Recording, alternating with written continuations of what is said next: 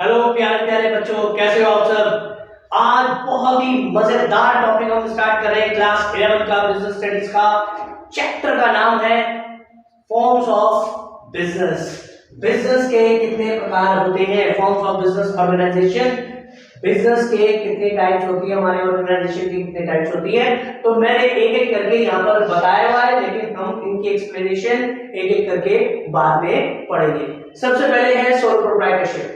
देखो, sole proprietorship क्या होता है? अकेला, एकांत, सिर्फ एक मात्र सेलर, एक मात्र बिजनेसमैन, उसका कोई भागीदारी नहीं, लेकिन उसकी बहुत सारी कमियां हैं। तो ये सारी चीजें हम पढ़ेंगे एक एक करके, ठीक है। पार्टनरशिप, जहां एक से ज्यादा क्या आ जाते हैं, साझेदार आ जाते हैं, पार्टनर्स आ जाते हैं, तो उसे पार्टनरशिप कहते हैं। हिंदू ज्वाइंट फैमिली, जो हिंदी फैमिली मिलकर के काम करती है, उसको हिंदू अनडिवाइडेड फैमिली कहते हैं। और कोऑपरेटिव सोसाइटी क्या होती है, मेंबर्स कुछ बन जाते हैं आपस में और मिलकर एक सोसाइटी बना लेते हैं, रजिस्टर्ड करा लेते हैं उसको, और फिर वो अपने बिजनेस को अंजाम देते हैं। और एक होता है लास्ट इज कंपनी, ठीक है। कंपनी में क्या होते हैं, शेयर्स इशू करते हैं। कई तरह की कंपनी होती है, प्राइवेट लिमिटेड, पब्लिक, बहुत तरह की कंपनीज होती हैं। तो ये सब हम एक एक करके पढ़ेंगे। तो सबसे पहले हम बात करेंगे सोल प्रोप्राइटरशिप, सबसे इंटरेस्टिंग चैप्टर, ठीक है। और हमारा सबसे पहला टॉपिक है सोल प्रोप्राइटरशिप। सोल प्रोप्राइटरशिप का मतलब होता है कि सिंगल ऑनर, सिर्फ अकेला, तन्हा, अकेला बिजनेस को चलाने वाला व्यक्ति, सोल प्रोप्राइटरशिप। तो इसकी सोल प्रोप्राइटरशिप की अगर हम डेफिनेशन की बात करें तो इसकी डेफिनेशन क्या होगी? It refers to the form of business organisation which is owned and controlled by an individual who is recipient of all profit and bearer of all the risk। यानी कि वो बंदा होता है कि अगर प्रॉफिट होगा तो यही मजे लेगा, यही एंजॉय करेगा, और अगर लॉस होगा तो इसी के ऊपर ही पड़ेगी। तो ये सोल प्रोप्राइटरशिप होता है। चलिए देखते हैं इसके क्या क्या फीचर्स हैं, ये किस तरह का होता है, क्योंकि फीचर से ही मिलकर क्या बनती है, सोल प्रोप्राइटर की डेफिनेशन बनती है। तो सबसे पहले हम बात कर रहे हैं फीचर्स। ये हो गए हमारे फीचर्स। किस चीज के फीचर्स? ये हमारे फीचर्स हैं सोल प्रोप्राइटरशिप के। तो ये फीचर्स हैं सोल प्रोप्राइटरशिप के। अब क्या है फीचर्स? देखो, सबसे पहले formation and closure. Sole proprietorship को ना शुरू करना बड़ा आसान है, ठीक है। कुछ बिजनेस में लाइसेंस की जरूरत पड़ती है, कुछ बिजनेस को स्टार्ट करने के लिए लाइसेंस की जरूरत ही नहीं पड़ती, लेकिन अगर जहां जरूरत भी पड़ती है वहां लीगल फॉर्मेलिटीज बहुत कम आती हैं। तो इसका ना स्टार्ट करना बड़ा आसान है और खत्म करना, सच बताऊं तो उससे भी ज्यादा आसान है। कभी भी आओ और कभी भी जाओ। आने में फिर भी थोड़ी बहुत फॉर्मेलिटीज है लीगल, बट जाने में कोई लीगल फॉर्मेलिटीज नहीं है। जब श्रद्धा हो तब निकलो। तो इसका मतलब यहाँ पर क्या है, फॉर्मेशन एंड क्लोजर, ठीक है। तो यहाँ बड़ा आसान है बिजनेस को स्टार्ट करना सोल प्रोप्राइटरशिप में। सेकंड, इसकी लायबिलिटी देना, यानी कि अगर मान लो कि यहाँ हम लायबिलिटी की बात करते हैं तो इसकी लायबिलिटी अनलिमिटेड होती है।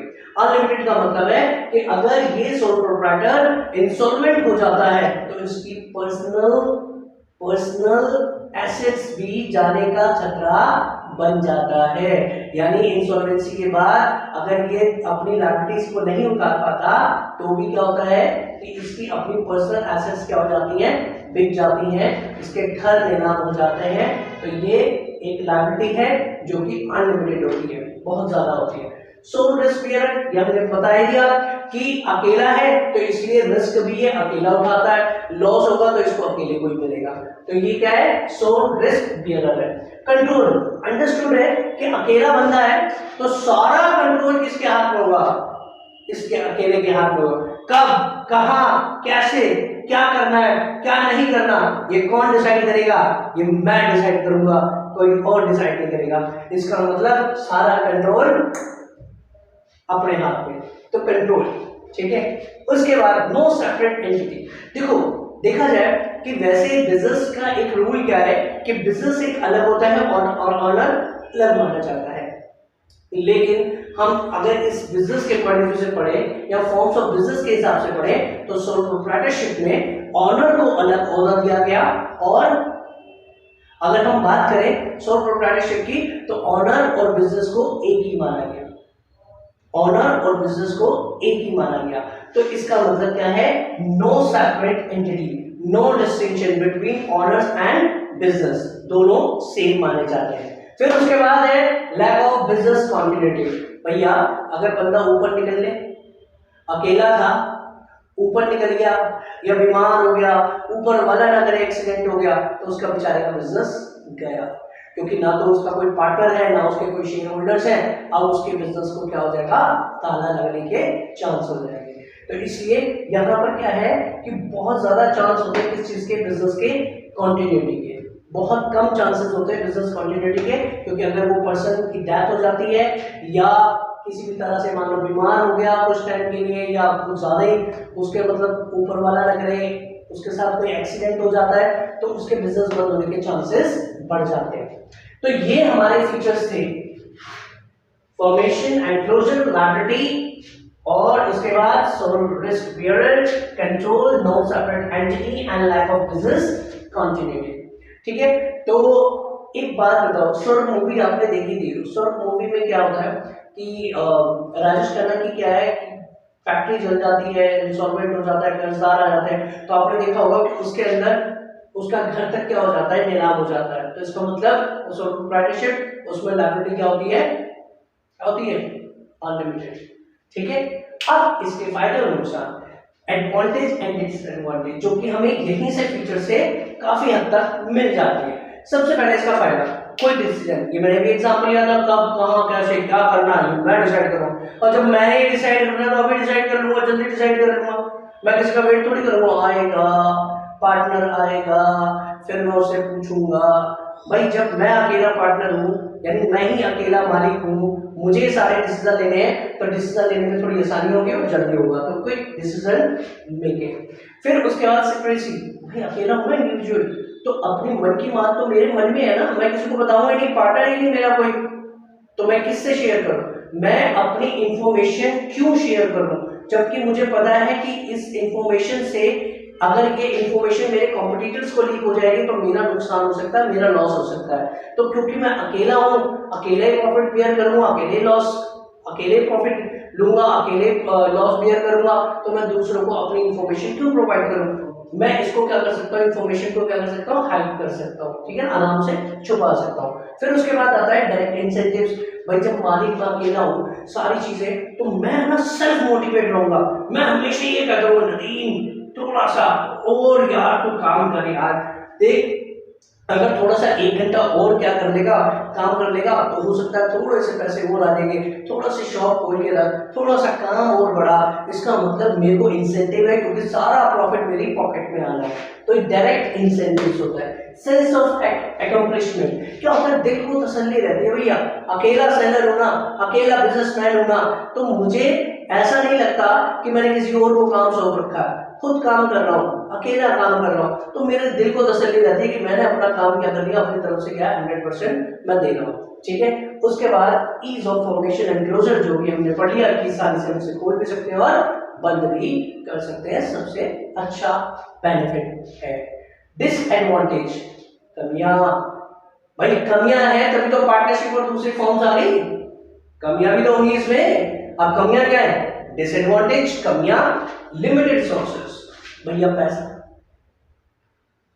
चाहिए बिजनेस को चलाने के लिए, अब इसलिए इसकी एक कमी है कि हम इसलिए छोटा सा बिजनेस चलाते हैं, सोल प्रोप्राइटरशिप हमेशा छोटी सी होती है क्योंकि इतना पैसा चाहिए होता है, जितना बड़ा बिजनेस होगा उतना ज्यादा पैसा चाहिए, कहां से है, तो resources are limited, resources limited होते हैं, इसलिए हमेशा सोल प्रोप्राइटरशिप छोटे लिमिट तक ही सीमित रह जाता है, just because of limited resources.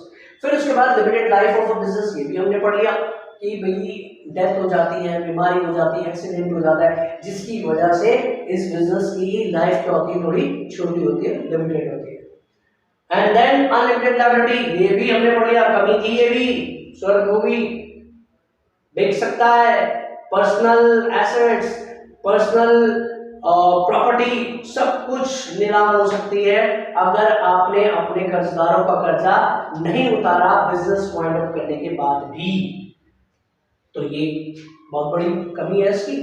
फिर उसके बाद लिमिटेड मैनेजमेंट एबिलिटी, भाई अकेला हूं ना, अकेला ही दिमाग चलाऊंगा, अकेले ही दुख होगा बिजनेस को चलाने का, अकेली सोच होगी, तन्हा सब कुछ, अकेला तन्हा हूं मैं कैसे करूं, तो सब कुछ क्या है, मैं अकेले काम करूंगा। तो इसका मतलब जब अकेले काम करूंगा तो अकेले का दिमाग चलेगा, तो दिमाग जब अकेले का चलेगा तो लिमिटेड दिमाग रहेगा। भैया इतना ऐसा तो है नहीं कि मैं सबका 10 बंदों का दिमाग चला दूंगा। तो इसलिए यहाँ पर एक कमी हो है कि लिमिटेड मैनेजमेंट एबिलिटी, अकेले मैनेजमेंट करना थोड़ा सा मुश्किल हो जाता है, सब जगह देखना बाहर क्या हो रहा है, ठीक है ना, और अपने एम्प्लॉइज क्या कर रहे हैं, बहुत सारी चीजें आती है इसमें, जिसमें अकेला बर्डन क्या है मेरे ऊपर पड़ जाएगा। तो आप जब भी ये चैप्टर शुरू करो या कोई भी चैप्टर शुरू करो, आप अपने ऊपर रखकर एग्जाम कर लो। तो आप जैसे बिजनेस मैन हो या बिजनेस आप करने जा रहे हो तो आप इस तरह से करो। तो हमने क्या क्या पढ़ा, फॉर्म्स ऑफ बिजनेस पढ़ा, फिर हमने फीचर्स पढ़े, फिर इसके एडवांटेज एंड डिसएडवांटेज। प्लीज आप ये जरूर करना, और नीचे में व्हाट्सएप नंबर देना और उस पे आप ये नोट्स बनाकर मुझे भेजना। अगर कोई दिक्कत होगी तो मैं आपको बताऊंगा, कोई डाउट्स हो तो जरूर मुझसे क्लियर कर लेना। वीडियो नेक्स्ट आएगी, क्योंकि मैं वीडियो इसलिए शॉर्ट में बता रहा हूँ, आपके पास टाइम नहीं होता कि आप इतनी लंबी लंबी वीडियोस देखें, इसलिए मैंने शॉर्ट में ये वीडियोस बना रहा हूँ कि शॉर्ट में आपको सारी चीज समझा सकूं। और अगर फिर भी कोई दिक्कत आती है, आप बुक से रीड करो, कोई प्रॉब्लम आती है आई विल बी देयर, ठीक है। व्हाट्सएप नंबर मैंने अपना दे रखा है, आप मुझे मैसेज कर सकते हो। धन्यवाद, शुक्रिया।